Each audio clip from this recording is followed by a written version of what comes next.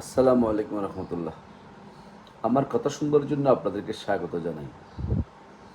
মৌলানা রফিকুল ইসলাম মাদানী দ্বিতীয় বিয়ে, কিছু কথা। মাদানী নিজেই বলেছেন তিনি তার দ্বিতীয় মায়ের সন্তান, তার বাবার দ্বিতীয় বউয়ের ছেলে। আমাদের সমাজে যে অর্থনৈতিক পরিস্থিতি বিরাজ করছে, যে সামাজিক চাহিদা, যে অর্থনৈতিক দুর্বলতা, যে পারিপার্শ্বিক অবস্থায় আমরা বহু বিবাহ করতে পারি কিনা। প্রথম নম্বর হচ্ছে যে স্ত্রীর পূর্ণ চাহিদা কি আমরা মেটাতে পারি।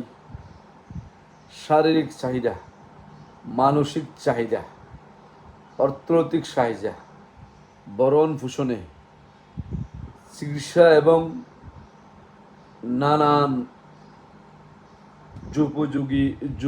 যুগোপযোগী যে চাহিদা, সেই চাহিদাগুলো আমরা মেটাতে পারি কিনা।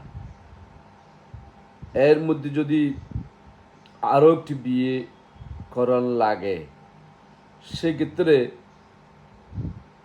আমরা ধৈর্য হারা হইয়া যদি আরেকটা বিয়ে করি, পরপর একাধিক বা চারটা বিয়েও করি, সেই বউয়ের অধিকার, বউয়ের চাহিদা আমরা পূরণ করতে পারবো কিনা, সেই কথা না ভেবে রাগের ছলে প্রথম বউয়ের সাথে চাহিদা মেটাতে এবং টুকটাক সুবিধা অসুবিধায় সবর না করে বিবাহ করার যে প্রয়াস, যে চেষ্টা, সমাজকে যেভাবে ধ্বংস করবে তেমনি পরিবারকে ধ্বংস করবে, ধ্বংস হবে রাষ্ট্র। সব মিলিয়ে এটাতে কোনো ফজিলত আছে বলে মনে করি না। বিশ্বনবী মুহাম্মদ সাল্লাল্লাহু আলাইহি ওয়াসাল্লাম বইয়ের জন 25 তিনি বিয়ে করেছিলেন মা কাদিজাতুল কুবরা রাদিয়াল্লাহু তাআলা আনহুকে।